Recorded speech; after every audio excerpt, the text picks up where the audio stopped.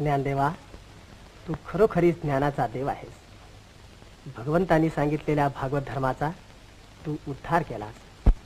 तुझ्या तोंडून झरणाऱ्या अमृतवाणीनं हा एवढा जनसमुदाय तल्लीन होतो, सगळी दुःख विसरून जातो. हे पाहून कोणत्या आळंदीकराला तुझा अभिमान वाटणार नाही? ज्ञानदेवा, तुझ्याजवळ माझं एक मागणं आहे. तुम्ही सगळी भावंड आळंदीला चला.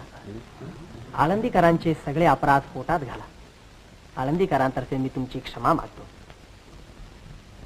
काका, तुमच्या रूपानं माझी जन्मभूमीत मला हाक मारते आहे.